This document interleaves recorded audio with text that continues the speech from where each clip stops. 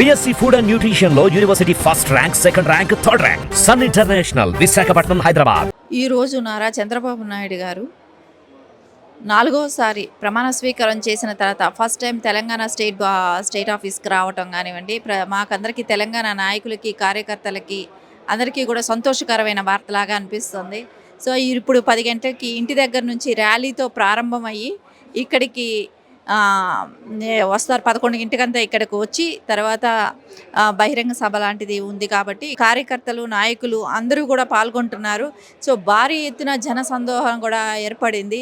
ఈ రోజు అంటే తెలంగాణ స్టేట్లో తెలుగుదేశం లేదు అన్న వాళ్ళకందరికీ చెక్ పెట్టే విధంగా తెలంగాణ తెలుగుదేశం పార్టీ ఉంది, లేదని ఎంతమంది మాట్లాడినా కూడా ఉంది అని కార్యకర్తలు ఇప్పటి వరకు నిరూపిస్తూ వచ్చారు. సో గతంలో జరిగినట్టే ఇప్పుడు కూడా భారీ సక్సెస్తో ఈ ప్రోగ్రామ్ని సక్సెస్ చేసే అవకాశం అయితే ఖచ్చితంగా ఉంది. ఈరోజు ధర్మం గెలిచింది, న్యాయం గెలిచింది.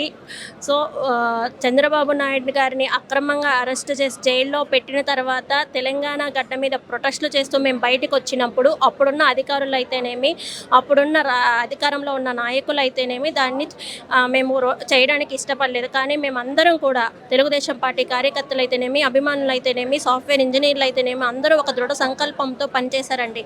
పనిచేసి ఏ గడ్డ మీద అయితే ఆయనకు సంబంధించిన ప్రొటెస్టులు చేయడానికి వాళ్ళు ఇష్టపడలేదో అదే గడ్డ మీద ఆయనను ముఖ్యమంత్రిగా ర్యాలీలో తీసుకురావాలని చెప్పి ఆ రోజు ప్రతిజ్ఞ తీసుకుని దానికి తగ్గట్టుగా ఎలక్షన్ క్యాంపెయిన్లో అందరూ కూడా గ్రౌండ్ లెవెల్లో వర్క్ చేయడం జరిగింది. ఈరోజు 4వసారి ఆంధ్రప్రదేశ్ రాష్ట్ర ముఖ్యమంత్రిగా చంద్రబాబు నాయుడు గారు మొట్టమొదటిసారిగా తెలంగాణ గడ్డ మీద అడుగుపెట్టారు. మీరు అందరూ కూడా గమనించినట్లయితే మొన్న బేగంపేట నుంచి ఆయన ఇంటికి వెళ్ళే మార్గంలో వర్షం పడుతున్నా కూడా అభిమానులు ఎక్కడ కూడా ఆగలేదండి. వాళ్ళ సంతోషం అంతా కూడా ఆ రోజు కనిపించింది. వానదేవుడు కూడా ఆశీర్వదించాడు మమ్మల్ని. సో అంత ఇదిగా సాగిన ఆ జర్నీలో ఈరోజు చంద్రబాబు నాయుడు గారు ఎన్టీఆర్ భవన్కి మొట్టమొదటిసారిగా వస్తున్నారు. సో మా అందరు తెలుగుదేశం పార్టీ కార్యకర్తలు, తెలంగాణ పార్టీ నాయకులతో ఆయన ఈరోజు సమావేశం అవుతున్నారు. దిశానిర్దేశం ఇస్తారండి. తెలంగాణలో కూడా నెక్స్ట్ మనం ఎలా రావాలి, తెలుగుదేశం పార్టీ పుట్టిందే తెలంగాణ గడ్డ మీద. ఇక్కడ ఖచ్చితంగా పూర్వ వైభవం వస్తుంది తెలుగుదేశం పార్టీకి. తెలంగాణలో తెలుగుదేశం కార్యకర్తలు చాలా ఎక్కువ ఉన్నారండి. అందులో వాళ్ళకి పోరాట యోధులు. వాళ్ళు అనుకుంటే ఖచ్చితంగా సాధించుకోగలుగుతారు. మన ఎలక్షన్స్లో మీరు గమనించినట్లయితే అది ప్రభావం ఎలా ఉన్నదో కూడా మీకు అర్థమైంది కదా. ఖచ్చితంగా మా పార్టీ నెక్స్ట్ అధికారంలోకి వస్తుంది, పసుపు జెండా ఎగురుతుంది. 2 రాష్ట్రాల్లో కూడా తెలుగు ప్రజలందరూ సంతోషంగా ఉంటారండి. Thank you.